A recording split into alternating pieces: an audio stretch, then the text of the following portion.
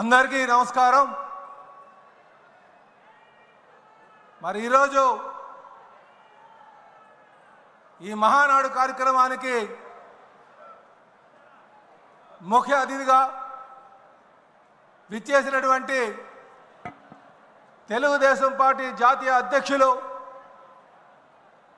ముఖ్యమంత్రి గారైనటువంటి శ్రీ నారా చంద్రబాబు నాయుడు గారికి, అలాగే తెలుగుదేశం పార్టీ జాతీయ ప్రధాన కార్యదర్శి విద్యాశాఖ మంత్రి లోకేష్ గారికి, ఈ వేదిక మీద ఉన్నటువంటి తెలుగుదేశం పార్టీ పోలిట్ బ్యూరో సభ్యులకు, అలాగే కేంద్ర రాష్ట్ర మంత్రివర్గానికి, అలాగే పార్లమెంటు సభ్యులకు,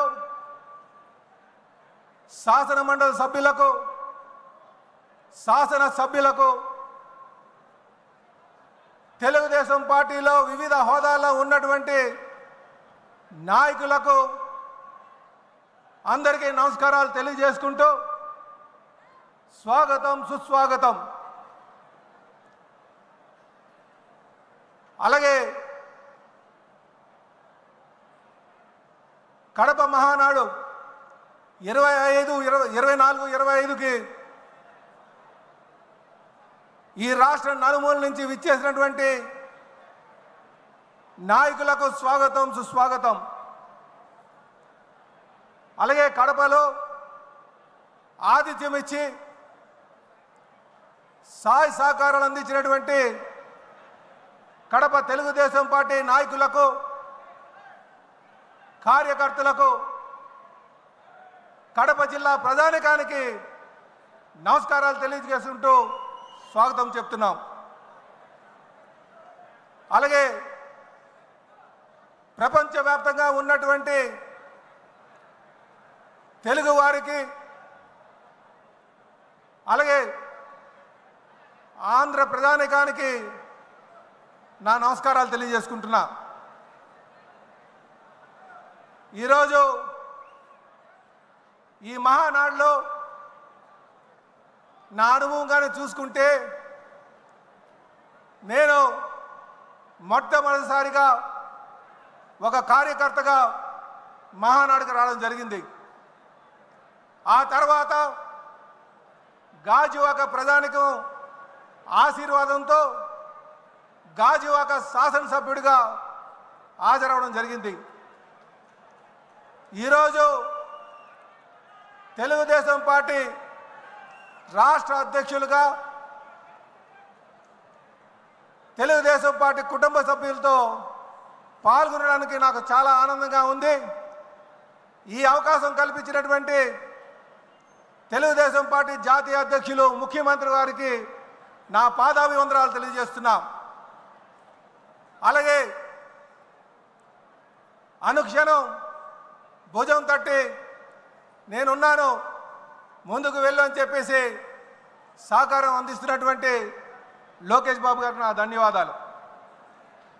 అలాగే నేను వేసే ప్రతి అడుగులో తప్పటడుగు పడకుండా నడిపిస్తున్నటువంటి తెలుగుదేశం పార్టీ సీనియర్ నాయకులందరికీ కూడా నా ధన్యవాదాలు। ఈరోజు రాష్ట్ర అధ్యక్షులుగా మొదటి ప్రసంగం చేస్తున్నందుకు ఇది నా జీవితంలో మర్చిపోలేనటువంటి సంఘటన। ఇది నాకు వ్యక్తిగతంగా దొరికినటువంటి గౌరవం ఒకటే కాదు, ఇది పార్టీ సిద్ధాంతాలపై నమ్మకానికి ప్రతీక అని చెప్పి ఈ సందర్భంగా తెలియజేస్తున్నా। అంటే తెలుగుదేశం పార్టీ ఎవరైతే పార్టీ సిద్ధాంతాలకు అనుగుణంగా ఉంటారో వారు ఉన్నతమైన స్థాయికి పార్టీలో దక్కుతుందనడానికి ఇది ఒక నిదర్శనం అని చెప్పి ఈ సందర్భంగా తెలియజేస్తూ, ఇది నా పూర్వజన్మ సుకృతంగా భావిస్తున్నా।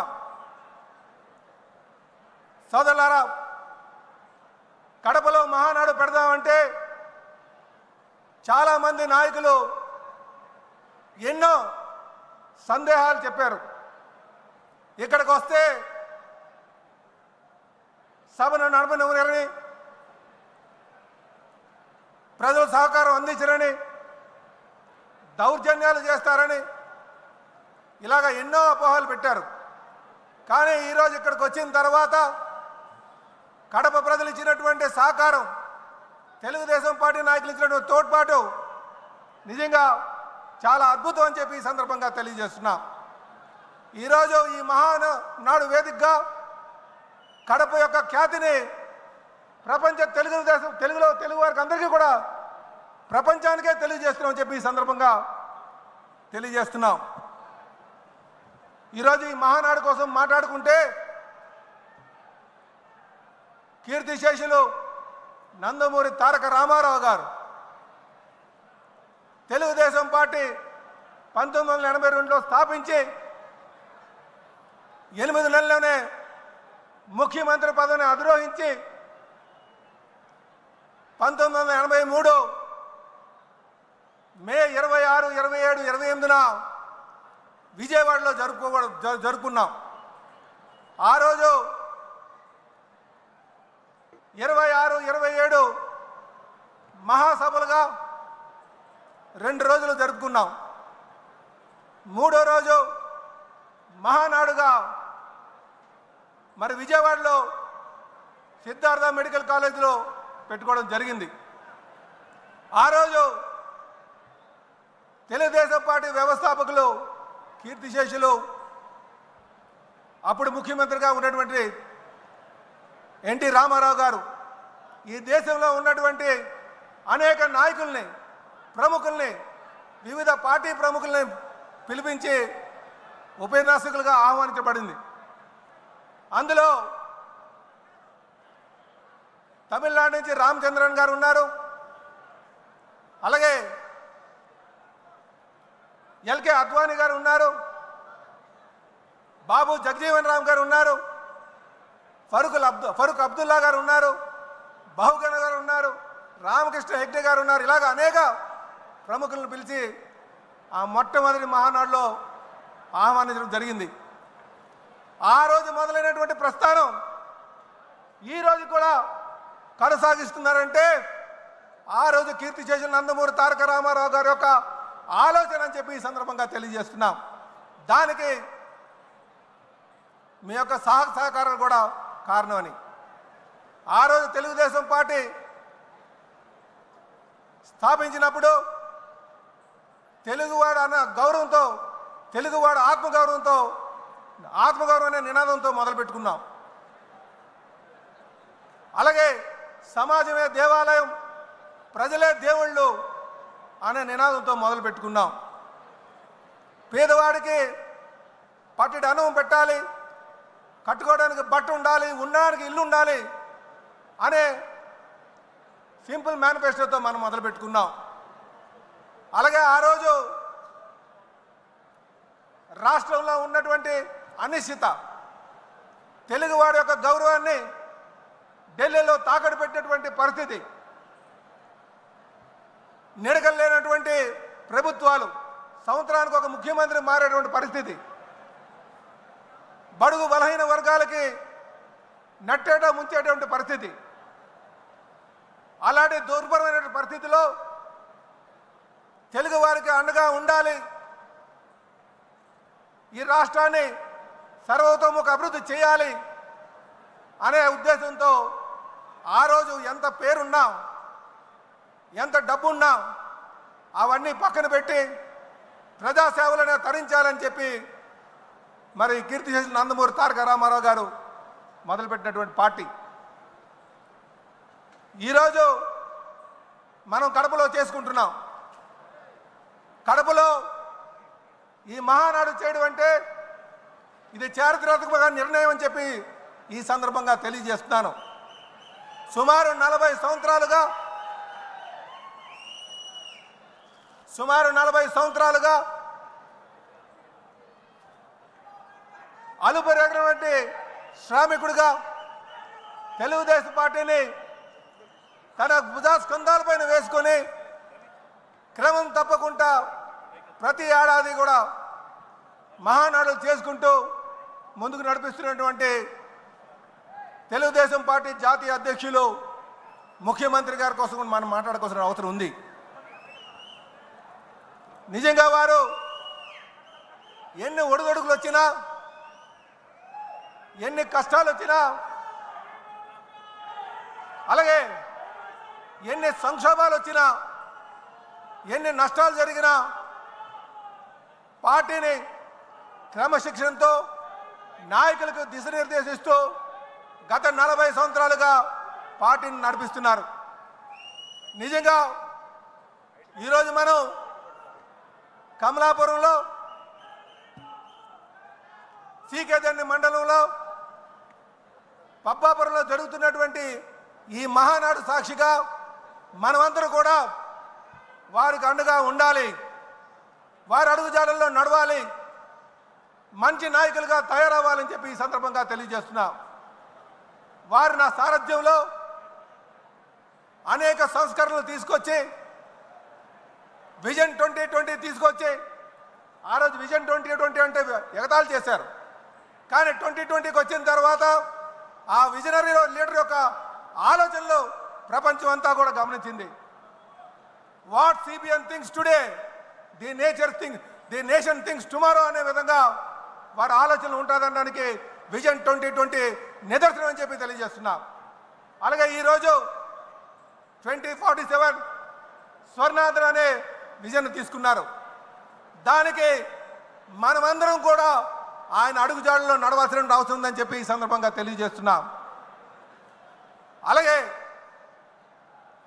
ఈరోజు కాలానికి అనుగుణంగా నిర్ణయాలు తీసుకుంటూ యువగలం ద్వారా యువతని పార్టీలోకి తీసుకొచ్చి జవసత్వాలను చేకూర్చినటువంటి లోకేష్ బాబు కోసం మనం మాట్లాడుకోవాల్సిన అవసరం ఉంది. కార్యకర్తలందరికీ అండగా ఉంటూ వారి సంక్షేమాన్ని తీసుకుంటూ వారికి ఏ కష్టం వచ్చినా సరే ఆదుకుంటూ ముందుకెళ్తున్నటువంటి తీరు, అలాగే వారు మనకి రేపు కాబోయే భవిష్యత్ నాయకుడు అని చెప్పి ఈ సందర్భంగా తెలియజేస్తున్నాం. ఏదో ఎన్టీ రామారావు గారు మనవడనో చంద్రబాబు నాయుడు గారు అబ్బాయనో నేను ఈ మాట మాట్లాడలే. నేను క్షుణ్ణంగా దగ్గరుండి ఆయన గమనించాను కనుక ఈ మాట చెప్తున్నా. 2019లో మంగళగిరిలో ఓడిపోయిన తర్వాత అదే నియోజకవర్గాన్ని పట్టు వదలకుండా నడిపించి ఈరోజు రాష్ట్రంలో అత్యధిక మెజారిటీలో 3వ స్థానంలో ఉన్నారంటే ఆయన ఒక నాయకుడిగా పటిమ కనిపిస్తుందని చెప్పి తెలియజేస్తున్నాం. కనుక సోదరులారా, తెలుగుదేశం పార్టీకి అనుభవం ఉన్నటువంటి నాయకత్వం చంద్రబాబు నాయుడు గారి ద్వారా, యువ నాయకత్వం లోకేష్ బాబు ద్వారా, అలాగనే పవిత్రమైనటువంటి ఆలోచన పునాదులు వేసినటువంటి పైనుంచి ఆశీర్వాదం అందిస్తున్నటువంటి మరి కీర్తి చేసిన నందమూరి తారక రామారావు గారి యొక్క ఆశీస్సులు ఉన్నాయని ఈ పార్టీకి ఆచంద్రార్కం అని చెప్పి ఈ సందర్భంగా తెలియజేస్తున్నా. ఎందుకు ఆచంద్రార్కం అంటున్నానంటే ఈ మూలాలు పార్టీ యొక్క మూలాలు చూడాలి. ఈ మూలాలు ఒక నీతి నిజాయితీ మీద నిర్మించబడినటువంటి పార్టీ. అలాగే ఇదే సందర్భంగా కార్యకర్తల కోసం మాట్లాడాల్సిన అవసరం ఉంది. నాయకులకు ఏదైనా కష్టం వస్తే మొట్టమొదటిగా చెప్పుకునేది కార్యకర్తలకి, కుటుంబ సభ్యులకి చెప్పుకుంటాం. కానీ వారు వీధుల్లోకి వచ్చేటువంటి పరిస్థితి ఉండదు, అందరినీ చేసేటువంటి పరిస్థితి ఉండదు.